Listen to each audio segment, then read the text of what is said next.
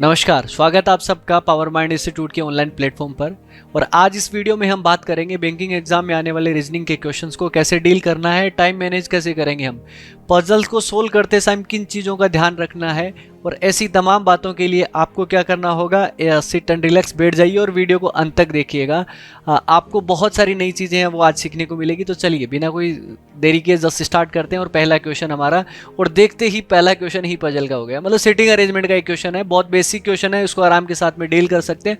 लेकिन चीज़ें कहाँ से पिक करनी है, हम कौन सी चीज़ पिक करूँगी। देखिए, पजल इज जस्ट लाइक एक आपकी नोट है, गांठ है एक रस्सी की।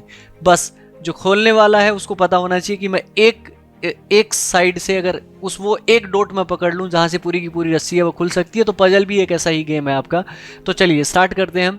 और क्वेश्चन आपका दिया गया है कि 8 व्यक्ति हैं और 8 व्यक्ति आपके जो है ABCDEFGH एक सर्कुलर टेबल के चारों ओर है, वो सेंटर फेस किए करके बैठे हुए हैं। इसके बाद में यहाँ तक तो जानकारी ठीक है, अपने को ज़्यादा है नहीं। इसके बाद में अगर हम बात करें पहला ही कि यहाँ पर मैं डायग्राम है वो बनाता हूँ, जिसके अंदर दिया गया है कि 8 लोग हैं वो बैठे हैं। तो मैंने एक सर्कल बनाया और इसके अंदर 8 लोग हैं वो बिठा दिए। सबका फेस है वो सेंटर की तरफ है, तो एरो लगाने की ज़रूरत है नहीं। ठीक है, पहली लाइन क्या है, H जो है B के लेफ्ट से दूसरे स्थान पर बैठा है, जो कि D का निकटतम पड़ोसी नहीं है, is not the immediate neighbour of D। ठीक है, तो यहां से हम स्टार्ट करेंगे, क्योंकि यहां पर किसी पर्सन के लेफ्ट या राइट में कोई मेंबर बैठे हुए, तो वहां से स्टार्ट कर सकते हैं सिटिंग अरेंजमेंट वहां से। उसके बाद में वैल्यूज है वो रखना है। तो B के लेफ्ट से दूसरे स्थान पर, तो B मान लीजिए कि यहां पर है, तो B का लेफ्ट है वो इधर बनेगा और H है वो यहां पे आ जाएगा। लेकिन जो D का निकटतम पड़ोसी नहीं है, देखिए दोस्त, ये वाला जो वाला वर्ड है वो B के लिए आया है। तो B जो है वो D का पड़ोसी नहीं है, तो B के पड़ोस में, पड़ोसी का मतलब होता है जस्ट लेफ्ट या जस्ट राइट। ओके, और यहाँ पर D है वो नहीं आएगा और यहाँ पे D है वो नहीं आएगा, मैंने लिख दिया। इसके बाद में आगे क्या है, C और G के बीच में एक व्यक्ति बैठा है। अगर मैं C और G के बीच में व्यक्ति बिठाऊं तो कई सारी पॉसिबिलिटीज बन जाएगी, और ऐसी हमें बहुत सारी पॉसिबिलिटीज बनानी ही नहीं है। जितनी कम पॉसिबिलिटीज उतना अच्छा है। पहला मेरा चीजें क्या बनी कि C और G के मध्य कितने आदमी बैठे हुए हैं, एक आदमी बैठे हुए, मैंने ऐसे शॉर्ट में लिख लिया। इसके बाद में G जो है F के राइट में तीसरे नंबर पर बैठा हुआ है। F के राइट में तीसरे नंबर पर देखिए, F यहाँ यहाँ यहाँ कई सारी चीजें हैं वो होंगी। तो इससे बेटर है आपका कि मैं इसको ना लिखूं, इसको यहाँ पे सेट ना करूं।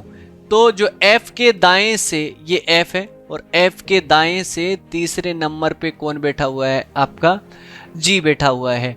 E ना तो F का और ना ही G का निकटतम पड़ोसी है। ठीक है, E जो है आपका इमीडिएट नेबर नहीं है F और G का। ठीक है, मान लेते हैं। और चौथा है आपका और अंतिम है, D और E के बीच में कितने आदमी हैं, 3 आदमी हैं। देखिए, किसी भी सिटिंग अरेंजमेंट में कोई भी पजल हो आपकी, आपको वैल्यू वो पिक करनी है जिसमें सबसे ज़्यादा जानकारी छुपी हुई होती है। ज़्यादा इंफॉर्मेशन, ज़्यादा लोग आपको पजल सोल्व करने की तरफ बढ़ाते हैं। आप कभी भी ऐसी जानकारी पिक है वो नहीं करें, ऐसी इंफॉर्मेशन बिल्कुल पिक नहीं करनी है जहाँ पे बहुत कम लेस इंफॉर्मेशन हो आपकी। तो यहाँ पे अगर आप देखें तो या तो F के थर्ड राइट में G वाला ये वाला इंफॉर्मेशन है, और किसी के बीच में अगर मेंबर बैठे हुए हैं, तो अगर आप पॉसिबिलिटीज का यूज करके यहाँ से कंडक्ट कर सके तो ये बहुत बेटर है। तो यहाँ पर D और E, क्योंकि D के से रिलेटेड मेरे पास में इंफॉर्मेशन पहले से मेरे पास में इंफॉर्मेशन है, इसलिए मैं D और E वाला है वो वैल्यू पिक करूंगा। F से G 3 बड़ी इंफॉर्मेशन थी, बट F के लिए जगह बहुत सारी है, दैट्स वाई मैं उसको पिक नहीं कर रहा हूं। D और E के बीच में, D यहाँ नहीं। अगर मान लो मैं D को यहां पर बिठाऊं, जस्ट इन केस अगर D यहां पर बैठता, तो D के थर्ड राइट में कौन बैठता कि D और E के बीच में 3, सॉरी, तो 1 2 और 3, यहां पर E तो बैठ नहीं सकता। मतलब जो हमने जो बनाया भाई, क्या बनाया हमने, बनाया इसको, ये आपका नहीं बैठेगा।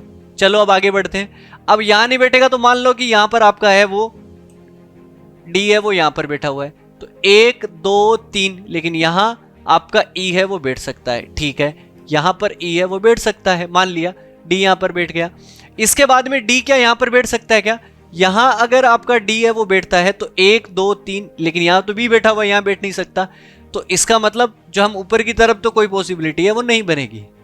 अब देखो इसके बाद में आगे कहाँ है, अगर मैं D को यहां बिठाऊं, मान लीजिए यहां पर, तो 1 2 3 और यहाँ पे E बैठ सकता है, मतलब ये वाली पॉसिबिलिटी भी बन रही है। पॉसिबिलिटी के केस कितने बन गए, दोनों डायग्राम बनाइए, फटाफट कर दीजिए, क्या दिमाग लगाना है इसमें। चलिए करते हैं, दूसरा डायग्राम अपन बना लेते हैं। दूसरा डायग्राम हमने बनाया ये वाला, 1 2 3 4 5 6 7 8। बी के लेफ्ट में बन गया आपका कौन, एच, और आपका डी के और ई के बीच में कितने थे, 3 लोग थे। ठीक है, चलो हमारी चौथी वाली वैल्यू है वो फिक्स हो गई। अब ई के पड़ोस में कौन बैठे हुए हैं, एफ और जी है, वो नहीं बैठे हुए हैं। ठीक है, चलो अब करते हैं, सबसे बड़ी इंफॉर्मेशन कौन सी अपने पास में, एफ के थर्ड राइट में जी बैठा हुआ है और जी आ गया तो पूरा सी भी आ जाएगा। चलो अगर मैं बात करूं इस वाले केस के अंदर, तो एफ जी यहां नहीं बैठ सकते, तो एफ के थर्ड राइट में जी बिठाना है। तो अगर एफ यहां पे बैठेगा तो 1 2 3 यहां पर तो जी बैठ नहीं सकता, मतलब एफ यहां पे भी नहीं बैठेगा, एफ यहां पे भी नहीं बैठेगा। ठीक है, इसके बाद में आपका एफ यहां पे बैठा आपका, तो 1 2 3 जी यहां पर बैठ गया, लेकिन सी और जी के बीच में एक आदमी को बिठाना है, तो एफ यहां पे भी नहीं बैठ पाएगा। एफ यहां पे बैठा तो 1 2 3 यहां पे जी बैठ नहीं सकता, मतलब ये वाला अपना बनेगा ही नहीं, ये वाली पॉसिबिलिटी। अपने पास में क्या रहा, सिर्फ एक रहा, तो बस इसे बना दीजिए, ज्यादा कुछ करना ही नहीं है आपको। तो देखिए मैं इसको थोड़ा सा कट कर देता हूं क्योंकि चीजें बहुत क्लियर आपको नजर आनी चाहिए। देखिए क्वेश्चंस को पिक करना अगर आपने को आ गया, पजल को पिक करना आ गया तो बहुत इजी है, बहुत आसान है। यहां पर देखिए, यहां पर एफ के थर्ड राइट में मुझे जी बिठाना है, और अगर मैं एफ यहां पे बिठाता हूं तो 1 2 और 3 यहां पर जी है वो बैठ सकता है थर्ड राइट में। और इसके अलावा कहीं बैठ सकता है क्या, देखो यहां पे अगर आप बिठाते यहां पर तो 1 2 और 3 यहां पर जी बैठ तो जाता, बट सी और जी के बीच में एक आदमी नहीं बिठा पाते आप। चलो ठीक है, इसके अलावा जगह कहां बची आपकी, यहां बिठाते तो यहां पे बैठता नहीं, यहां पे भी नहीं बैठता, तो मतलब आपके लिए एफ के लिए जगह वो यही बचेगी कि एफ के आपका थर्ड राइट में जी बैठा हुआ है, सी और जी के बीच में एक आदमी बैठा हुआ है, बचा हुआ मेंबर है वो कौन हो गया, ए। तो ओवरऑल ये भी हो गया, ये भी हो गया, ये भी हो गया, डन। अपना सेटिंग अरेंजमेंट है वो बन चुका है। क्या बना आपका, जिसके अंदर मैं सारे लोग बहुत क्लियरली यहां पर लिख देता हूं कि सबसे पहले आपका क्या लिखा गया, बी, यहां पर एच है, और इसके बाद में आपका डी है, और यहां पर ई है आपका, यहां पर एफ है, यहां पर सी है, यहां पर जी है, और यहां पे आपका ए है। और जितनी बची हुई सारी चीजें मैं उनको एक बार मिटा रहा हूं। ये लीजिए, ये आपका सेटिंग अरेंजमेंट है वो कंप्लीट हो गया। अब इसके बेस पे जितने भी क्वेश्चन पूछेगा वो हम आराम के साथ में कर पाएंगे। पॉसिबिलिटी ध्यान रखिएगा, बड़े कितने बड़ा हो, आपको 2 से ज्यादा पॉसिबिलिटी क्रिएट नहीं करनी है ना। बट ये तो विदाउट पॉसिबिलिटी करते तो फिर भी हो सकता था, अगर आप मतलब एक के अंदर ही एज्यूम कर करके करते तो फिर भी हो सकता था। अब क्या करेंगे, हमें बार बार आना पड़ेगा इधर उधर, बट फिर भी अपन कोशिश करेंगे। सबसे पहले एच के लेफ्ट से गिनने पर, एच और ए के मध्य, एच से लेफ्ट की ओर, तो एच का लेफ्ट है वो किधर होगा, इधर, और एच से लेफ्ट की ओर अगर हम गिनेंगे तो कितने व्यक्ति बैठेंगे, एच और ए के बीच में कोई आदमी नहीं बैठेगा, यानी कि ऑप्शन बी पे आप टिक कर दीजिए, करेक्ट आंसर। नेक्स्ट क्वेश्चन, ये क्या है, ई के लेफ्ट से दूसरे नंबर पे कौन बैठा हुआ है, ई के लेफ्ट से दूसरे नंबर पर, ई आपका ये है, ई के लेफ्ट से दूसरे नंबर पे जाएंगे तो 1 और 2, यहाँ पे क्या बैठा हुआ है, ए बैठा हुआ है, तो यानी कि ए वाले को देखेंगे और ए यानी कि ऑप्शन बी हो जाएगा आपका। चलिए नेक्स्ट क्वेश्चन, नेक्स्ट क्वेश्चन क्या है, जी की ओर उन्मुख है वो कौन है, जी की तरफ जो है, मतलब जी की तरफ मुंह, और जी की तरफ मुंह किसका है आपका, बी का, और बी की तरफ अगर मुंह है तो बी की तरफ मुंह है, तो बी तो ऑप्शन में नहीं है, यानी कि इनमें से कोई नहीं, ऑप्शन ई आपका हो जाएगा। नेक्स्ट क्वेश्चन, यदि सभी व्यक्ति ए से क्लॉकवाइज दिशा में अल्फाबेटिकल ऑर्डर में बैठे तो ज्ञात कीजिए कि कितने व्यक्ति एक ही स्थान पर रहते हैं, एक को छोड़कर। ए से क्लॉकवाइज चलना है और आपको अल्फाबेटिकल ऑर्डर में लगाना है। चलो लगाते हैं अल्फाबेटिकल ऑर्डर में, क्या है ये लीजिए, ये होगा ए का, ए बेटा क्लॉकवाइज आपका ऐसा चलता है, तो बी हो गया, सी हो गया, डी हो गया, ई हो गया, एफ हो गया, जी हो गया, एच हो गया। ए को छोड़कर कौन चेंज नहीं हुआ, केवल एच, यानी कि केवल एक, यानी कि चलिए, और इसमें हो जाएगा आपका केवल एक, यानी कि ऑप्शन क्या हो जाएगा, बी। ठीक है, नेक्स्ट क्वेश्चन, नेक्स्ट क्वेश्चन क्या है, बी के संदर्भ में ए का क्या स्थान है, बी के संदर्भ में ए का क्या स्थान है, और बी के संदर्भ में एक का क्या स्थान है, तो देखें तो बी आपका ये है, और बी के संदर्भ में बाएं से तीसरा बन सकता है, या दाएं से 1 2 3 4 5 बन सकता है, दाएं से पांचवा बन सकता है, बाएं से तीसरा या दाएं से पांचवा, जो भी ऑप्शन में हो, बाएं से तीसरा है, ऑप्शन डी करेक्ट आंसर। तो इस तरीके से हमें क्वेश्चन है वो करने हैं, और ध्यान रखें, देखिए पजल यही चीज है आपकी, और इसी तरीके से आपको क्वेश्चन है वो करने पड़ेंगे। चलिए नेक्स्ट क्वेश्चन की तरफ चलते हैं। नेक्स्ट क्वेश्चन क्या है, शब्द ब्रेकआउट में अक्षरों के ऐसे कितने जोड़े हैं कि प्रत्येक के बीच में उतने ही अक्षर है जितने की अंग्रेजी वर्णमाला में। लेटर पेयर का क्वेश्चन है, किस तरीके से करते हैं इस क्वेश्चन को, देखिए करते हैं। चलिए हम क्या करेंगे, सबसे पहले इस क्वेश्चन का जो आपका लेटर है वो लिख लेते हैं, ब्रेकआउट, BREAKOUT, ब्रेकआउट। ठीक है, और ब्रेकआउट में अक्षरों के ऐसे कितने जोड़े हैं कि प्रत्येक के बीच में उतने ही अक्षर है जितने की अंग्रेजी वर्णमाला में है। और एक खास चीज़ है वो मैं आपको बताना चाहूँगा कि सिर्फ यहाँ पर ही सोल्व नहीं हो रहा है, जल्दी ही आपके लिए एक प्रॉपर बैच है वो अनाउंस होगा बैंकिंग एग्जाम की। अगर आप तैयारी कर रहे हैं तो जल्दी ही हम आपके लिए हाजिर होंगे एक प्रॉपर टीम के साथ में, और उस टाइम हम बात करेंगे किस तरीके से हम कि कैसे कैसे चीज़ों को अपन सोल्व करेंगे, कितने नंबर ऑफ पजल्स हैं वो करेंगे, कितनी प्रैक्टिस की ज़रूरत पड़ेगी, किस तरीके से वो सब चीज़ें हम डील करेंगे। और अगर आप अभी भी उत्सुक हैं उस बैच के लिए तो कमेंट बॉक्स में आप अपना चीज़ें हैं वो पूछ सकते हैं, यहाँ से आपको रिप्लाई है वो मिल जाएगा। तो चलिए ब्रेकआउट है, ब्रेकआउट में लेटर पेयर निकालने हैं, तो हम बी से स्टार्ट करें। हाँ, इसमें क्या करना होता है कि जेड से आगे तो जाना नहीं है, ठीक है, और बोथ साइड बोलना है, ध्यान रखना है इसका। तो B C D E F G H I नहीं मिला, R S T U V W X Y नहीं मिला, ई एफ जी एच आई जे नहीं मिला, ए बी सी डी ई नहीं मिला, के एल एम नहीं मिलेगा, ओ से आगे नहीं मिलेगा, यू से नहीं मिलेगा, टी से नहीं मिलेगा। बोथ साइड बोलना होता है, बोथ साइड, टी से यू, टी से यू आपका एक लेटर पेयर है वो बन गया। इसके बाद में इसके अलावा किसी और से वो आपका लेटर पेयर है वो बनेगा नहीं, यानी कि ऑप्शन सी इसमें करेक्ट हो जाएगा। नेक्स्ट क्वेश्चन है, चलिए नेक्स्ट क्वेश्चन को थोड़ा सा मुझे है ना छोटा करना पड़ेगा क्योंकि क्वेश्चन मुझे थोड़ा सा बड़ा लग रहा है, और अगर क्वेश्चन बड़ा लग रहा है तो देखिए आई होप कि आपको नज़र है वो आ जाएगा ढंग से। और थोड़ा सा मैं इसको स्लाइड और कर देता हूँ साइड के अंदर, ये लीजिए, क्योंकि ये बनानी है और ये पजल अपन ने बना ली तो सारा गेम है वो हो ही जाएगा। चलिए क्वेश्चंस की तरफ चलते हैं, और इसमें आपका क्या दिया गया है कि 8 व्यक्ति हैं A B C D E F और एच, जी और एच एक सीधी रेखा में बैठे हैं और जरूरी नहीं है किसी क्रम में, लेकिन इसके साथ में क्या कहा गया है कि उनमें से कुछ का मुख है वो किधर है आपका, उनमें से कुछ का मुंह है वो नॉर्थ की तरफ है और कुछ का मुंह जो है आपका साउथ की तरफ है। चलिए तो मतलब थोड़ा सा काम होने वाला है, अगर काम होने वाला है तो चलिए फिर करते हैं इस क्वेश्चन को। पहला, 8 व्यक्ति हैं, आपको अगर वैल्यू नहीं दे रखी है, मतलब कि कौन बाएं से तीसरा बैठा है, दाएं से राइट से तीसरा बैठा है, 500 बैठा है, अगर ऐसी चीजें नहीं दे रखी है तो आप है ना डॉट मत बनाइए, एक लाइन खींच के और उस पर लाइन मत लगा दीजिएगा कि ये यहाँ पर बैठा है। वैल्यू फिक्स नहीं करनी है, जब तक फिक्स वैल्यू दे ही नहीं रखी तो आप वैल्यू फिक्स कैसे कर सकते हो। तो चलिए फिर सबसे पहले क्या, एच के लेफ्ट से तीसरे नंबर पर। अब मेरे दिमाग में एक चीज आई कि यार एच के लेफ्ट से तो, लेकिन मुझे तो एच का पता ही नहीं है कि एच का मुंह है वो किधर है। और अगर मैं पढ़ूं आगे तो यहां पर देखिए, कभी भी पजल को आप पढ़ें इसके अलावा आप एक सरसरी नजर से अगर आप देखें, गौर करके देखें, तो इसको 2 या 3 लाइन अगर जैसे ही आप पढ़ेंगे, हमेशा वैसे 2-2 लाइन, जब आप बहुत बढ़िया पजल करना सीख जाएंगे तो साथ में 2-2 3-3 लाइन है वो पढ़ने की कोशिश करें, क्योंकि नेक्स्ट से नेक्स्ट लाइन तक इंफॉर्मेशन है वो जुड़ जाती है आपकी। तो यहाँ पर एच के लेफ्ट से तीसरे नंबर पर बैठा हुआ है, उसके 5वें स्थान पर बैठा है, लेकिन यहाँ पर अगर हम देखें तो कहीं पर भी किसी का ये नहीं कहा गया कि किसी का मुंह नॉर्थ की तरफ साउथ की तरफ है, वैल्यू फिक्स नहीं हो रही है। तो मतलब एच के लेफ्ट से तीसरे नंबर पर, अब एच का मुंह 2 साइड ही हो सकता है, या तो नॉर्थ की तरफ हो सकता है या साउथ की तरफ। तो एक बार नॉर्थ की तरफ मान लेते हैं, एक बार साउथ की तरफ, बात खत्म। चलो ये बना कि ये एच है भाई, ठीक है, और एच के लेफ्ट में तीसरे नंबर पर कौन बैठा हुआ है, सी। तो तीसरे नंबर पर है तो एक ये हो गया, 2 ये हो गया और तीसरा ये हो गया, लेकिन एच का मुंह किधर है इस टाइम, आपका नॉर्थ की तरफ है। लेकिन एच का मुंह जो है वो साउथ की तरफ भी हो सकता है, और साउथ की तरफ हुआ तो 1, 2 और तीसरे स्थान पे कौन बैठ जाएगा, आपका सी बैठ जाएगा।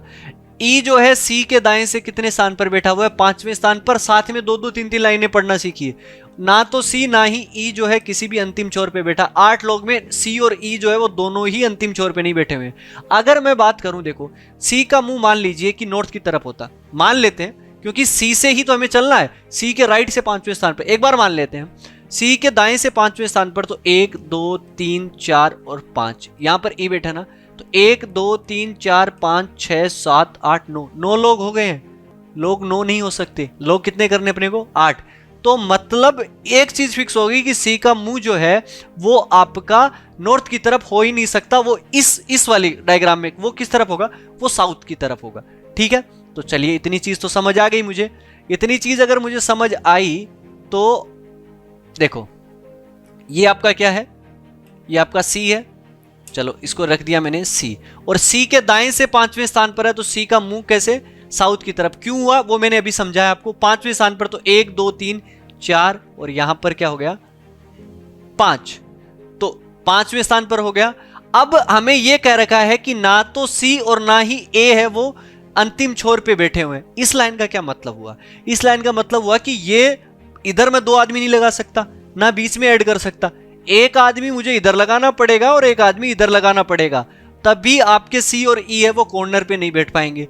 यहां पर अगर आप देखें तो अगर मैंने इसको मुंह जो है वो इधर मान लिया साउथ की तरफ इसका, तो ये आपके 5वें स्थान पे ई जाएगा तो 9 लोग हो जाएंगे साउथ की तरफ। इस वाले डायग्राम में नहीं हो सकता, इस वाले डायग्राम में नहीं हो सकता, तो फिर कैसे होगा?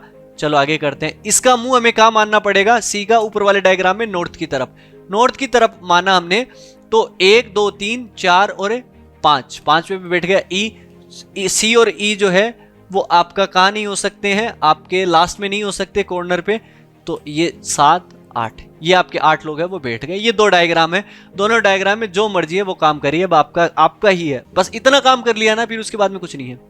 अब क्या कह रहा है? बी जो है डी के बाएं से दूसरे स्थान पर बैठा हुआ और डी का मुंह है वो साउथ की ओर है। मैं कह रहा हूं ना, 2-2 लाइनें पढ़ना सीखेंगे तो पजल को जल्दी कर पाएंगे। अब डी का मुंह है वो साउथ की तरफ है और डी के लेफ्ट से दूसरे स्थान पर, लेकिन यार डी बैठने के लिए कई सारी जगह हो जाएंगी, ठीक है। अब देखते हैं, इसको लिख लेते हैं अपन। इसमें मैंने क्या लिखा कि डी का मुंह जो है वो साउथ की तरफ, मैं ऐसे साउथ मानता हूं, आपका तरीका कुछ और हो सकता है, शॉर्ट में लिख लें साइड के अंदर। और डी के आपका कहां पर बैठा हुआ है? सेकंड लेफ्ट में, और सेकंड लेफ्ट में आपका कौन बैठा हुआ है? बी, और डी का मुंह साउथ की तरफ है। पहली कंडीशन तो अपनी ये वाली हो गई है, ठीक है। इसके बाद में आगे बढ़ते हैं। ई और डी है वो निकटतम पड़ोसी नहीं है। दूसरी वाली क्या है कि ई और डी जो है वो आपके कहां नहीं बैठे हुए हैं? पास में नहीं बैठे हुए हैं। ई और डी मतलब डी यहां नहीं बैठ सकता है, ध्यान रखना, यहां और यहां, और डी का मुंह है वो साउथ की तरफ। अगर आप यहां पे अगर आप देखें तो क्या बिठा सकते हैं क्या? डी का मुंह साउथ में होगा और उसके सेकंड लेफ्ट में बी बैठेगा, चीजें हो तो सकती हैं। 1 और 2, ठीक है। इसके बाद में आपका क्या है? ए और जी के बीच में 3 से अधिक व्यक्ति बैठे हैं। तीसरी लाइन बनी मेरी कि ए और जी के बीच में कितने लोग बैठे हैं? 3 से ज्यादा लोग बैठे हुए, तो ये ऐसे हो जाएगा। इसके बाद में क्या है? ए और सी है वो निकटतम पड़ोसी नहीं है, ए और सी भी निकटतम पड़ोसी नहीं है, ठीक है। इसके बाद में डी और ई के निकटतम पड़ोसियों का मुंह समान दिशा की तरफ है। देखिए अब सबके अलग अलग तरीके हो सकते हैं कि डी और ई के जो पड़ोसी जो बैठते हैं उनके मुंह कहां पर होंगे? सेम होंगे, ठीक है। डी और ई मैं ऐसे ही लिखूंगा, मैं समझ जाऊंगा मैंने लिखा है, आपका तरीका कुछ और अलग हो सकता है, कैसे भी तरीके से लिख के बता दीजिए आप, ठीक है। इसके बाद में आपका क्या है? एफ डी के ठीक राइट में बैठा हुआ है। एफ जो है डी के ठीक राइट में बैठा हुआ है। डी के ठीक राइट में कौन बैठा हुआ है? आपका एफ बैठा हुआ है। चलो ये भी लिख लिया। इसके बाद में क्या है आपका? समान दिशा की ओर उन्मुख 2 से ज्यादा व्यक्ति नहीं हो सकते हैं, 2 से ज्यादा नहीं हो सकते, मैंने यहां पे लिख दिया। और जी का मुंह है अंतिम छोर पे बैठे व्यक्तियों का मुंह समान दिशा में है, कॉर्नर पे बैठे व्यक्तियों का मुंह जो है वो सेम दिशा में। लास्ट वन अपना क्या है? जी का मुंह कहां पर है? एच के विपरीत है, मतलब जी का मुंह ऊपर की तरफ होगा तो एच का मुंह है वो नीचे की तरफ होगा। मुझे सारी चीजें वो समझ आ गई हैं, ठीक है, मैंने लिख दिया। अब देखो इंफॉर्मेशन की मैं बात करूं तो हमें वो चाहिए डॉट जो पूरी पजल के अंदर आपको आसपास घूम रहा होगा, दिख रहा होगा। मैं बात करूं तो डी की जानकारी बी से रिलेटेड है, डी ई का पड़ोसी है नहीं, डी के राइट में एफ बैठा हुआ। बताओ सारा खेल ही डी का है, यहां पर भी डी के और ई का है, तो मतलब खेल ही सारा डी का, तो मतलब हमें स्टार्ट ही अब कहां से करना पड़ेगा? डी से स्टार्ट करना पड़ेगा। डी जो है भाई देखो, एक यहां नहीं बैठ सकता और यहां नहीं बैठ सकता। क्यों नहीं बैठ सकता भाई? क्योंकि ई और डी है वो पड़ोसी नहीं है, ठीक है, तो इस वजह से नहीं हो सकता। और यहां पे देखें तो यहां पे ई, यहां पे डी नहीं बैठ सकता और यहां पे डी नहीं बैठ सकता। डी का मुंह साउथ की तरफ, उसके सेकंड लेफ्ट में बी बैठा हुआ है, लेकिन डी के राइट में कौन बैठेगा? आपका एफ बैठेगा। अगर मैं मान लो गलती से भी मैं यहां पर डी को बिठाऊं, क्योंकि जगह देखो 1 2 3 ही तो बची हुई है, और डी का मुंह साउथ की तरफ तो इधर राइट इधर होगा, लेकिन डी के राइट में तो बैठने के लिए कोई जगह ही नहीं है, मतलब डी मैं यहां पर भी नहीं बिठा सकता, यहां पे भी नहीं बिठा सकता। अब बची हुई जगह कौन सी है? आपकी 1 2 3 ये। अगर मैंने डी को यहां पर बिठाया, मुंह करा साउथ की तरफ, अगर मुंह मैंने साउथ की तरफ किया तो उसके सेकंड लेफ्ट में अपने को किसको बिठाना है? बी को। सेकंड लेफ्ट में बैठ नहीं पाएगा। बची हुई जगह क्या बची है? सिर्फ एक, जो कि एच का पड़ोसी। तो बताइए, फिर कर देते हैं इसको खेल, देखो। और अगर यहां पर करें तो आपका कहां पर बैठेगा? बैठेगा ये डी जो यहां पर, और डी का मुंह कहां है? साउथ की तरफ। और डी के सेकंड लेफ्ट में कौन बैठा हुआ है? आपका बी। और डी के जस्ट राइट में कौन बैठा हुआ है? एफ, ठीक है। और अगर यहां पर करें अपन तो डी का मुंह अगर हम साउथ की तरफ मानेंगे तो डी का मुंह साउथ में करेंगे तो डी के जस्ट राइट में कौन बैठेगा, एफ, लेकिन यहाँ पे तो सी बैठा हुआ है तो डी यहाँ पे भी नहीं आ सकता। अब डी को अगर मैंने यहाँ पर किया तो डी के सेकंड लेफ्ट में एफ कौन बैठा हुआ है, बी बैठ सकता है, और डी के राइट में एफ बैठ सकता है। इसके अलावा तो कोई चीज़ है वो बनेगी नहीं, तो आपका डी है वो यहाँ बैठ सकता है। चलो इसको करते हैं, चलो ये लीजिए, डी है वो यहाँ बैठा और डी का मुंह साउथ की तरफ, और साउथ की तरफ तो सेकंड लेफ्ट में बी, और यहाँ पे कौन बैठ गया आपका, एफ बैठ गया। अब अगर हम बात करें यहां पर C F D G H B, यहां पे ये बैठे हुए हैं, और यहां पर क्या हुआ है कि ए और किसका पड़ोसी नहीं है, तो ए यहां नहीं हो सकता, तो ए कहां पर हो जाएगा, यहां पर बचा हुआ आदमी कौन हो जाएगा, जी। यहां पर अगर आप बात करें तो अभी चीजें हैं वो बाकी हैं। कैसे बाकी हैं आपकी, क्योंकि ई और डी है वो पड़ोसी तो नहीं है। अब ए और जी के बीच में कहां पर है कि ए और जी के बारे में कहा गया है कि ए 3 से ज्यादा लोग हैं, तो ए और जी के लिए तो जगह बची है ये, लेकिन इनके बीच में तो एक ही लोग बैठ पाएंगे, तो मतलब नीचे वाली कहानी है वो गलत, ठीक है। तो इसका मतलब ये हुआ कि सारा का सारा जो अपना ध्यान है वो अब कहां पर होना चाहिए, सारा का सारा ध्यान होना चाहिए यहां पर, जिसके अंदर क्या लिखा गया है बहुत क्लियरली मैं लिखूं तो सबसे पहले आपका लिखा गया है जी, जो हमने बनाया। इसके बाद में क्या है, सी, जिसका मुंह कहां पर है, नॉर्थ की तरफ।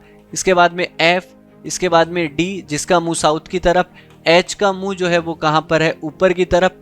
और इसके बाद में बी का हमें पता नहीं है, ई का पता नहीं है, ए का नहीं पता है। अब इसके बाद में हम करते हैं, चलिए, कि जी और एच का मुंह जो है, जी और एच का मुंह एक दूसरे के विपरीत दिशा में है। एच का मुंह ऊपर की तरफ है तो जी का मुंह नीचे कहां होगा, नीचे की तरफ। और हमें क्या कहा था कि कॉर्नर पर जो बैठे हुए हैं उनका मुंह है वो समान दिशा में, ये नीचे आया तो ये भी नीचे आ गया। 2 से ज्यादा वो पड़ोसी है वो बैठ नहीं सकते। इसके अलावा हमें क्या कहा गया कि डी और ई के जो भी पड़ोसी जो बैठते हैं उनका मुंह है वो समान दिशा में है।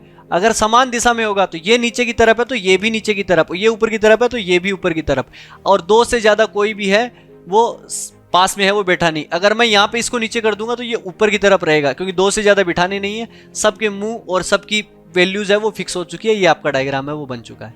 तो ये आपका डायग्राम है वो टोटल है वो बनेगा। अब इसके बेस पे जो भी आपको क्वेश्चन पूछा जाता है वो आप कर सकते हो।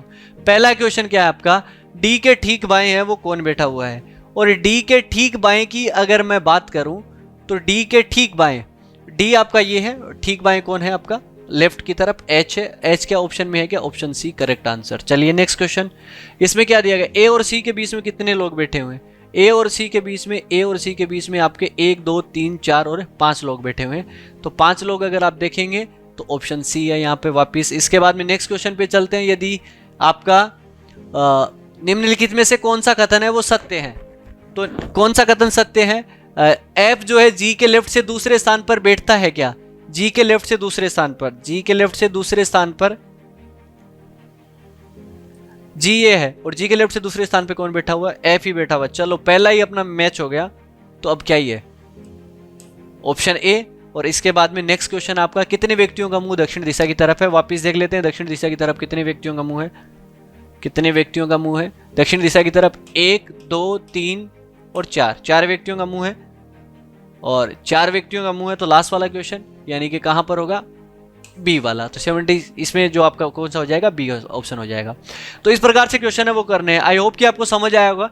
चलिए नेक्स्ट क्वेश्चन पे चलते हैं। नेक्स्ट क्वेश्चन क्या अपना, आपका डायरेक्शन से क्वेश्चन है वो पूछा गया है, और हमें बताना है कि मतलब कौन सा कहां पर है, इस तरीके की क्वेश्चन है वो है, और डिस्टेंस है इसके साथ में, और डायरेक्शन है वो दोनों ही चीजें हैं।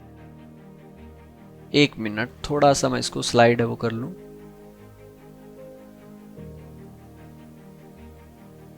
ये लीजिए, अब ठीक है। चलो सबसे पहले क्या दिया गया है, बिंदु ए जो है, पॉइंट ए सी के 5 मीटर नॉर्थ में है।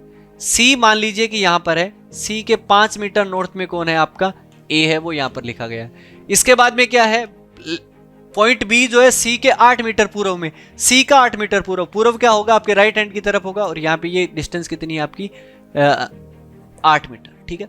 इसके बाद में क्या है, बिंदु एफ जो है बी के 6 मीटर कहां पर है, दक्षिण में, बी के 6 मीटर साउथ के अंदर, बी के 6 मीटर साउथ के अंदर, 6 ये हो गया, और 6 मीटर साउथ में कौन है आपका बिंदु एफ, पॉइंट एफ, ठीक है। बिंदु सी ई के 3 मीटर उत्तर में, बिंदु सी ये वाला जो है, और ई के कहां पर है 3 मीटर उत्तर में, तो 3 मीटर उत्तर में हो गया, ठीक है। इसके बाद में ई जो है डी के 2 मीटर पश्चिम में, और डी के 2 मीटर पश्चिम में कौन है? आपका ई है। और इसके अलावा क्या है? आपका एफ जो है बिंदु जी के 7 मीटर पूर्व में है, और 7 मीटर पूर्व में है तो जी यहाँ पे हो जाएगा 7 मीटर पूर्व में, आपका ये हो गया। अब हमें पूछा है कि जी के संदर्भ में बी किस दिशा में है, और बी की दिशा निकालें जी के संदर्भ में, तो जी पे प्लस बनाओ, और ये नॉर्थ हो गया, ये आपका ईस्ट हो गया, तो नॉर्थ ईस्ट के बीच की डिस्टेंस ये वाली कौन सी हो जाएगी? नॉर्थ ईस्ट, यानी कि ऑप्शन सी जो है वो मेरा हो जाएगा। नेक्स्ट क्वेश्चन, बिंदु ए और बी के बीच की न्यूनतम दूरी क्या है? ए और बी के बीच की न्यूनतम दूरी, ए और बी के बीच की न्यूनतम दूरी अगर आप निकालना चाहें तो न्यूनतम दूरी मतलब सीधी रेखा, तो ये आपका आधार, ये आपका लंब हो जाएगा। कर्ण का square equal to base square plus perpendicular का स्क्वायर, 64 प्लस 25, ये कितना बनेगा? 89। लेकिन ये हाइपोटेनस का स्क्वायर आएगा, उसका कर देंगे अंडर रूट। 89 है क्या किसी भी ऑप्शन में? अंडर रूट 89 नहीं है भाई, नन ऑफ दीज लगाइए, ऑप्शन ई करेक्ट आंसर। चलिए नेक्स्ट क्वेश्चन पे चलते हैं। सी और बी के बीच, जी के बीच की कुल दूरी कितनी है? सी और जी के बीच की कुल दूरी, सी और जी के बीच की, सी और जी ये आपका रहा, तो 8 8 से 14, 14 और 7 कितने हो जाएंगे? 21। 21 देख लीजिए, 21 है क्या? अरे भाई आगे नहीं जाना है, 21 ऑप्शन ए करेक्ट आंसर। ठीक है, तो इस तरीके से क्वेश्चंस है वो अपने को डील है वो करने हैं। तो चलिए अब और आगे बढ़ते हैं, हमें करना तो है ही, और इसके अलावा कोई ऑप्शंस भी नहीं है अपने पास। संख्या 9 5 8 7 1 3 7 2 में ऐसे कितने अंक है जो बाएं से दाएं आरोही क्रम में व्यवस्थित करने पर समान स्थिति में है वो रहेंगे, ये अपने को बताना है। चलो तो असेंडिंग ऑर्डर में लगाना है अपने को। क्या क्या नंबर है? 9 है, इसके बाद में कितना है? 5 है, इसके बाद में 8 है, इसके बाद में 7 1 3 7 2, ये आपके नंबर है। इनको असेंडिंग ऑर्डर में लगाएंगे लेफ्ट से राइट। तो सबसे छोटा कौन सा है? 1 है, इसके बाद में आपका कौन है? 2 है, इसके बाद में 3 है, इसके बाद में 5 है, इसके बाद में 7 7 8 9, कहीं पर भी कोई मैच हुआ क्या? नहीं हुआ, यानी कि कोई नहीं, ऑप्शन ई करेक्ट। 80 नंबर हो गया। चलो इसके बाद में आपका क्या है? आगे की तरफ मूव करते हैं हम। नीचे दिए गए प्रश्नों के उत्तर देने हैं, और आपका अल्फा न्यूमेरिक एक सीरीज है वो लिखी गई है। क्या करना है? बस ऑब्जर्वेशन है, नोटिस करके कर दो। उपरोक्त श्रृंखला में कितनी संख्याओं के ठीक बाद में एक प्रतीक है, एक सिंबल है? कितनी संख्याओं के बाद में? देखो यहां से चलो, संख्या ही नहीं, सिंबल आ गया, संख्या नहीं है, संख्या नहीं है, संख्या के बाद में सिंबल, एक तो ये बना कि नहीं बना भाई? बन गया, ठीक है। इसके बाद में आगे क्या बनेगा आपका? संख्या के बाद में प्रतीक, संख्या के बाद में प्रतीक, संख्या के बाद में प्रतीक, और एक संख्या के बाद में प्रतीक। यहां पे क्या हो गया? ये 2। इसके अलावा कुछ है क्या? नहीं है, तो ऑप्शन कहां पर लगा दो आप? सी पर। ठीक है, नेक्स्ट क्वेश्चन। ओहो, कौन सा तत्व उस तत्व के दाएं से 5वां है जो बाएं से कौन सा है? 9वां। तो लेफ्ट से 9 के राइट में कितना जाना है? 5, यानी कि लेफ्ट से आपको कौन सा निकालना है? 14 नंबर निकालना है। अब न्यूमेरिक अल्फा न्यूमेरिक सीरीज की तरफ तो जाएं। 14वां लेटर, 1 2 3 4 5 6 7 8 9 10 11 12 13 14, यानी कि 8 है क्या ऑप्शन में? है, पक्का होना चाहिए, है तो ऑप्शन ए करेक्ट आंसर हो गया आपका। चलो नेक्स्ट क्वेश्चन। नेक्स्ट क्वेश्चन क्या है? बाएं छोर से 8वें और दाएं छोर से 12वें तत्व के बीच में कितनी सटीक सम संख्याएं हैं? सटीक सम संख्याएं अपने को चाहिए। ठीक है, और कौन सा? लेफ्ट हैंड से तो 8वां और राइट हैंड से 12वां। चलो करते हैं, लेफ्ट हैंड से 8वां, राइट हैंड से 12वां। ठीक है, इतना याद कर लिया करो एक बार में देख के। ठीक है, तो क्या है? लेफ्ट हैंड से 8वां, 1 2 3 4 5 6 7 8, 8 पे क्या आएगा आपका? जे।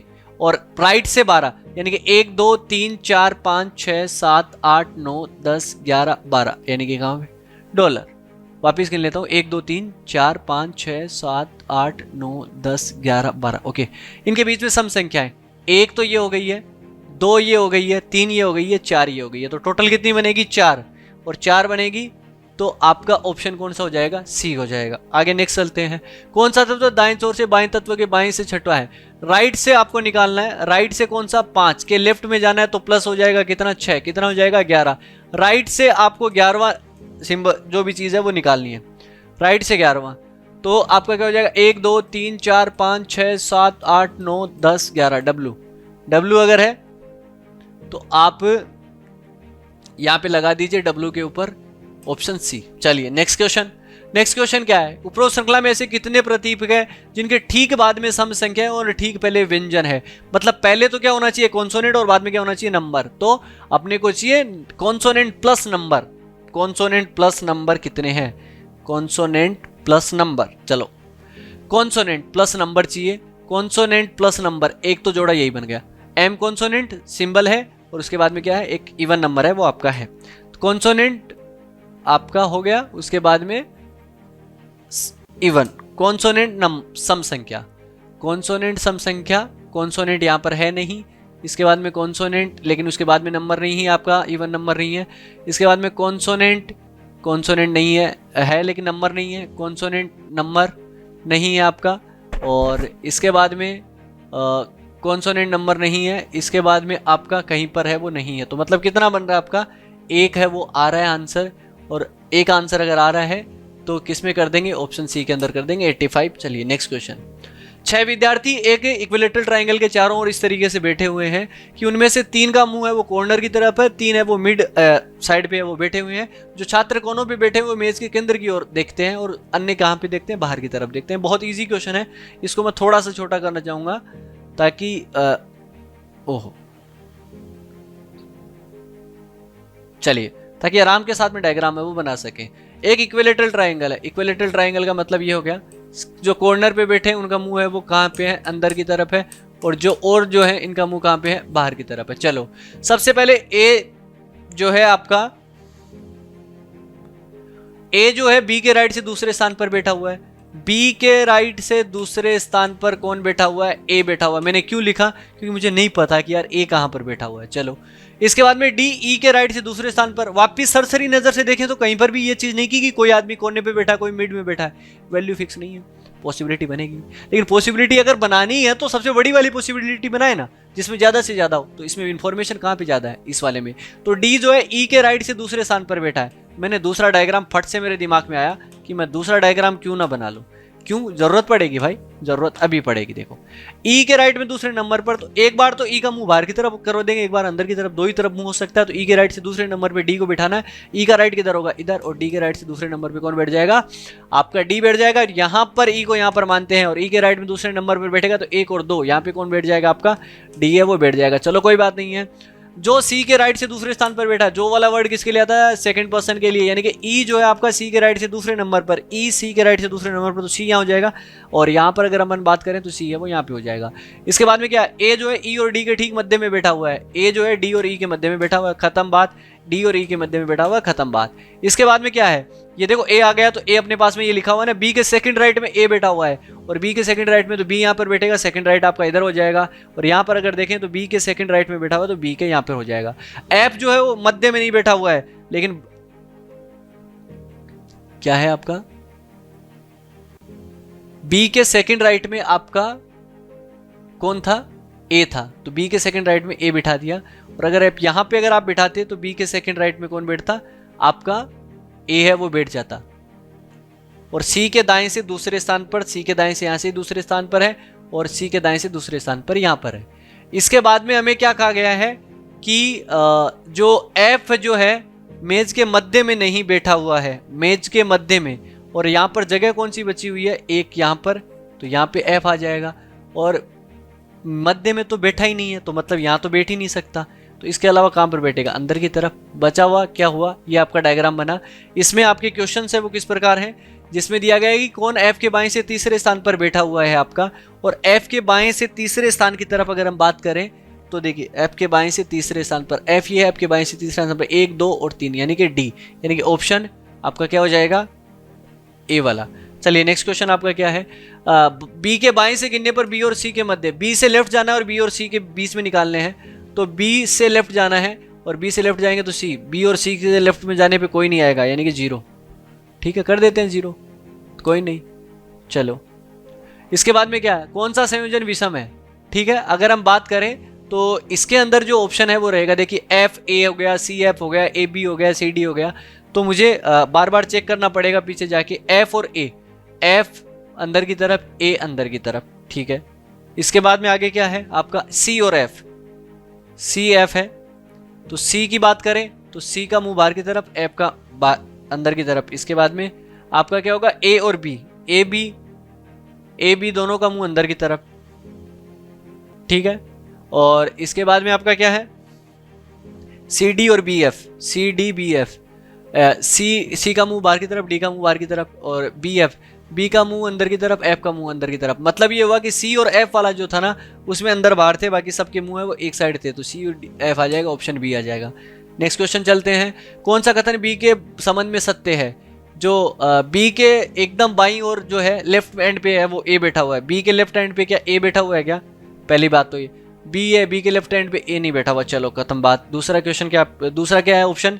दूसरा ऑप्शन है कि दो व्यक्ति बी और ई के बीच में बैठे हुए हैं। बी और ई के बीच में दो व्यक्ति है क्या? देखो भाई बी का यहाँ पर ये और दो व्यक्ति है दोनों के बीच में, ठीक है, ऑप्शन बी करेक्ट आंसर। चलो और क्वेश्चन नंबर 9, यदि एफ और ई अपने स्थान आपस में बदल लेते हो निम्न में से कौन सा ई के बाएं से तीसरे स्थान पर बैठेगा? ई के बाएं से तीसरे स्थान पर, लेकिन किसको बिठाना है? एफ की जगह। एफ की जगह बिठाएंगे तो ई, और ई के बाएं से तीसरे स्थान पर तो बाएं होगा इधर 1 2 और 3, यहां पे क्या आएगा? डी आएगा, और डी आएगा तो ऑप्शन सी आ जाएगा। तो इस प्रकार से क्वेश्चन से अपने को डील करने हैं। इसके बाद में आगे वाले क्वेश्चंस की अगर हम बात करें तो इसके अंदर है वो क्या दिया गया है कि रिवर्स में यदि अंग्रेजी वर्णमाला के अनुसार व्यंजन को उसके पिछले अक्षर से बदल दिया जाता है और स्वरों को उसके अगले अक्षर में बदल दिया जाता है, किस प्रकार आपने सुना कितने अक्षर है वो दोहराए जाते हैं, कितने रिपीट होंगे? तो आपका R E V E R S E ये है, तो आपको कॉन्सोनेंट को है वो पिछले अक्षर से, तो कॉन्सोनेंट है तो यहाँ पे क्या हो जाएगा? क्यू, और आपका वोवल है तो आगे, तो ई का हो जाएगा एफ, कॉन्सोनेंट है तो पीछे, और ई है तो आपका आगे वाला, कॉन्सोनेंट है तो क्यू, और आपका इसके बाद में क्या है? यहाँ पर क्या होगा? इसके पीछे वाला आर, और इसके अलावा आपका क्या बनेगा? यहाँ पर ई है तो ई से आगे वाला क्या बन जाएगा? एफ। तो इस प्रकार बने शब्द में कितने अक्षर है वो दोहराए जाते हैं? तो एक और दो अक्षर है वो दोहराए जाते हैं, यानी कि ऑप्शन सी। चलिए नेक्स्ट क्वेश्चन पे चलते हैं। 92 से 93 ये वाले मतलब दो क्वेश्चन है और आपका ब्लड रिलेशन का क्वेश्चन है, तो इस क्वेश्चन को हमें देखना है। और इस क्वेश्चन को अगर आप देखें तो 3 पीढ़ियों के परिवार में 7 सदस्य हैं, जिनमें से 2 विवाहित जोड़े हैं आपके, और 2 विवाहित 2 मैरिड कपल है। आर जो है वो किससे विवाहित है? यू से विवाहित है। आर विवाहित है, वो यू से विवाहित है, ठीक है। इसके बाद में वी जो है यू की सिस्टर इन लॉ है, यू की सिस्टर इन लॉ है तो वी यहाँ पर हो जाएगी। सिस्टर इन लॉ मतलब आपकी साली हो सकती है या आपकी ननद है वो हो सकती है। यू का कोई भाई बहन नहीं है, ठीक है। इस टी जो है वो आर का ससुर है, आर का ससुर होगा तो यू का पिता होगा, सीधी सी बात है। चलो इसके बाद में क्या है? आर जो है वो पी का इकलौता बेटा है, पी का इकलौता बेटा है वो कौन है? ये प्लस हो गया तो ये हो जाएगा माइनस, ठीक है। अब पी का इकलौता बेटा ही है। इसके बाद में क्या? एस जो है वो किसकी भतीजी है? यू की भतीजी है, तो मतलब ये बुआ हो जाएगी, भतीजी बन जाएगी, तो एस है वो इनकी बेटी हो जाएगी, और बेटी है। चलो क्यू का विवाह एस के नाना से हुआ है, एस का नाना कौन है? टी, और इससे किसके साथ में विवाह हुआ है? क्यू के साथ में। और इसके बाद में पी क्या है? एक महिला सदस्य। ये आपका डायग्राम है वो बन गया, जो क्वेश्चन पूछे वो पूछ सकता है। क्यू जो है आर से किस प्रकार संबंधित है? आर से निकालना है, और किसका? क्यू का, तो ये क्या बनेगी? ससुर की पत्नी यानी कि सास बन जाएगी, यानी कि ऑप्शन कितना हो जाएगा? बी वाला। नेक्स्ट क्वेश्चन, आर जो है एस से किस प्रकार संबंधित है? आर आपका एस से क्या बनेगा? पिता। चलिए पिता बन गया, यानी कि ऑप्शन सी करेक्ट हो जाएगा। और क्वेश्चन है अपना कि एक निश्चित संख्या में व्यक्ति उत्तर की ओर मुंह करके एक पंक्ति में बैठे हुए हैं, और आपको जो जो चीजें दी गई हैं उनका पालन करिए, पजल बनाइए। आसान काम है, बट ये आसान तब लगेगा जब आपकी प्रैक्टिस बहुत बढ़िया होगी। प्रैक्टिस बढ़िया करने के लिए नंबर ऑफ क्वेश्चंस सबसे जरूरी है, और नंबर ऑफ क्वेश्चंस अच्छे से हों उसके लिए पावर माइंड बहुत जरूरी है, ठीक है।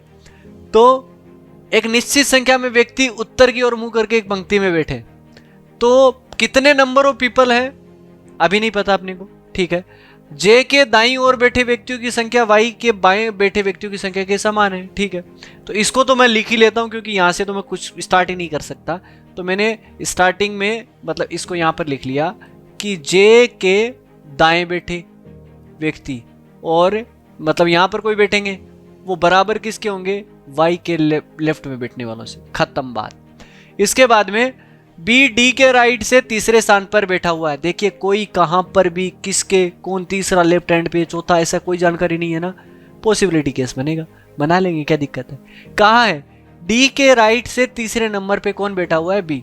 तो डी सबका मुंह तो नॉर्थ की तरफ है, तो कोई दिक्कत ही नहीं है, डी। और डी के राइट से तीसरे नंबर हाँ राइट थी तीसरे नंबर पर, तो 1 2 और बी है वो यहाँ पे हो जाएगा। ठीक है, एक ही बना अभी तो। इसके बाद में क्या है, 3 व्यक्ति डी और एक्स के बीच में बैठे हैं। एक चीज का ध्यान रखना, बिटवीन वर्ड हमेशा 2 लेके आता है। जैसे कि कैसे मैं बोलूं कि ए और बी के बीच में 2 आदमी बैठे हैं, तो ए और बी के बीच में 2 आदमी इस तरीके से बैठ सकते हैं, मतलब पॉसिबिलिटी केस तैयार हो चुका है भाई। पॉसिबिलिटी केस तैयार हो गया तो क्या दिक्कत है, कोई दिक्कत नहीं है। 3 व्यक्ति बिठाने हैं किस किस के बीच में, डी और एक्स के बीच में, तो 1 2 3 और यहां पर बैठ गया, तो यहां पे क्या आ जाएगा आपका एक्स आ जाएगा। और दूसरा क्या कंडीशन बन सकती है कि डी 1 2 बी, और डी और एक्स के बीच में 1 2 कितने व्यक्ति हैं 3, और यहाँ पे क्या हो जाएगा एक्स है वो आ जाएगा। आर जो है डी के लेफ्ट से दूसरे स्थान पर बैठा है, डी के लेफ्ट से दूसरे स्थान पर, तो डी के लेफ्ट से दूसरे स्थान पर, तो डी का लेफ्ट इधर, डी के लेफ्ट से दूसरे स्थान पर, तो आर है वो इधर। चलो इसके बाद में आपका क्या है, एक व्यक्ति एक्स और वाई के मध्य बैठा हुआ है जो बी का निकटतम पड़ोसी नहीं है। एक व्यक्ति एक्स और वाई, एक्स और वाई, यहाँ पे वाई है वो ये नहीं आ सकता क्योंकि बी का निकटतम पड़ोसी नहीं है वाई, तो एक्स और वाई के बीच में एक आदमी बैठा हुआ है। ठीक है, यहाँ पे एक्स और वाई के बीच में कितना आदमी बैठा हुआ है आपका, एक आदमी है वो बैठा हुआ है, क्योंकि इधर तो आ नहीं सकता, एक्स और वाई के बीच में एक आदमी बैठा हुआ है। इसके बाद में क्या हुआ है, जे जो है आर के ठीक कहाँ बैठा हुआ है, बाएं बैठा है, और आर का लेफ्ट किधर हो जाएगा, जे इधर हो जाएगा, आर का लेफ्ट इधर का हो जाएगा, जे हो जाएगा। इसके बाद में क्या, वाई किसी एक अंतिम छोर पे बैठा है, क्या वाई एक अंतिम छोर पे दोनों में बैठा है, लेकिन हमारी कंडीशन क्या थी, जे के लेफ्ट में बैठने वाले, जे के राइट में बैठने वाले, जे के राइट में कितने हैं आपके यहाँ पर, तो 1 2 3 4 5 6 है यहाँ पर, और वाई के लेफ्ट में बैठने वाले व्यक्तियों की संख्या बराबर है क्या, नहीं, मतलब बनेगा ये आपका जे के लेफ्ट में बैठने वाले व्यक्तियों की संख्या और राइट में बैठने वाले व्यक्तियों की संख्या के बराबर है। बात खत्म, ये आपकी पजल बनेगी। इसके बाद में नेक्स्ट क्या है, पंक्ति में कितने व्यक्ति बैठे हैं, गिन लो भाई, 1 2 3 4 5 6 7 8 9 10, 10 कहां पर, 10 कहां पर है, 8 से अधिक, ऑप्शन डी लगाओ। चलो इसके बाद में क्या है, डी और वाई के मध्य कितने व्यक्ति बैठे हैं, डी और वाई के मध्य, तो 1 2 3 4 5, डी और वाई के मध्य 5, डी और वाई के मध्य 5, option C. Question number next आपका, यदि ए डी के ठीक बाएं बैठा है तो ए के संदर्भ में जे का स्थान क्या है, यदि ए जो है डी के ठीक बाएं, तो जे के संदर्भ, जे का स्थान पूछा है ए के संदर्भ में, लेकिन डी के लेफ्ट में बिठाना है ए को, डी के लेफ्ट में बिठा देते हैं तो ये, और ए के बाद में जे का पूछा है तो सेकंड लेफ्ट आपका हो जाएगा, तो चलो सेकंड लेफ्ट कर देते हैं, सेकंड लेफ्ट बनेगा तो बाएं से दूसरा यानी कि ऑप्शन बी। चलिए 97, कौन सा कथन एक्स के संबंध में सत्य नहीं है, एक्स वाई के बाईं और दूसरे स्थान पर बैठता है, एक्स जो है वाई के बाईं और दूसरे स्थान पर, मुझे अच्छे से याद है कि वाई के बाईं और दूसरे स्थान पर है यहाँ पर। चलिए इसके बाद में क्या है आपका नेक्स्ट क्या है, बी और एक्स है वो तत्काल पड़ोसी, बी और एक्स तत्काल पड़ोसी हैं, एक्स अंतिम छोर में से किसी एक पर बैठता है, एक्स अंतिम छोर में किसी एक पर नहीं बैठता, ये सत्य नहीं है, ऑप्शन सी। चलिए निम्न में से कौन अंतिम छोर पे बैठा है, एक तो वाई बैठा होता है, एक जे बैठा था, जे एंड वाई तो बैठे हुए थे, आपके ऑप्शन डी हो जाएगा। चलो ऐसे याद भी हो जाते हैं क्वेश्चन, जब आप बहुत अच्छे से पजल है वो करते हो, एक बार कर लेते हो तो कोई दिक्कत ही नहीं है। आपकी कुछ स्टेटमेंट कंक्लूजन का क्वेश्चन है जिसमें आपका क्या क्या दिया गया, केवल स्टूडेंट है वो क्लास है 99, केवल स्टूडेंट क्लास है, इसका इफ अगर आपको दिया है ओनली ए आर बी, अगर आपको दिया गया है ओनली ए आर बी, तो उसका ऑल बी आर ए की तरह अपन बनाते हैं। तो चलिए केवल स्टूडेंट क्लास है, इसका डायग्राम कैसा बनेगा, क्लास, क्लास के अंदर अंदर आ जाएगा और स्टूडेंट कहाँ पे हो जाएंगे, बाहर हो जाएंगे।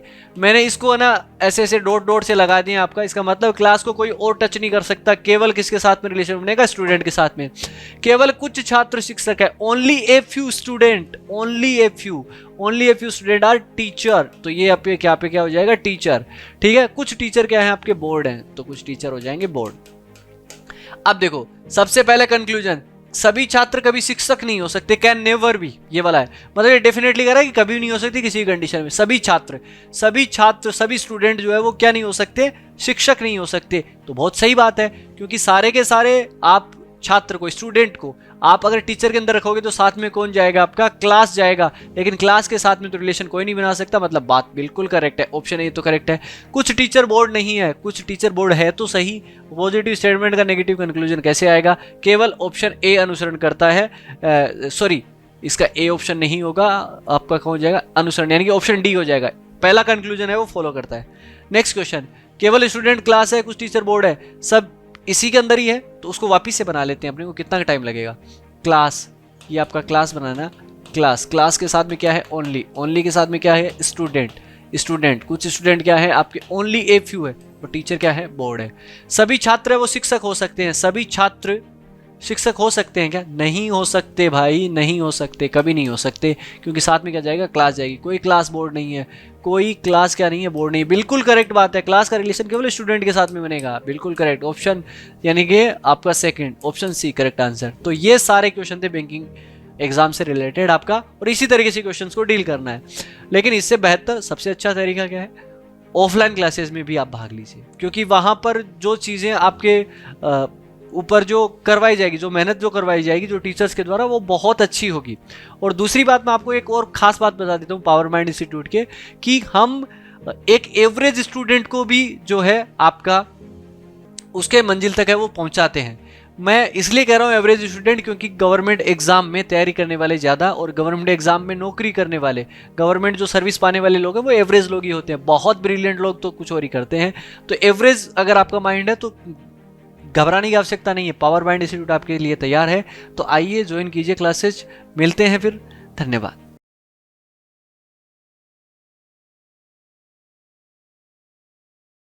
हमारे चैनल को फॉलो करें, power mind institute. Thanks for watching.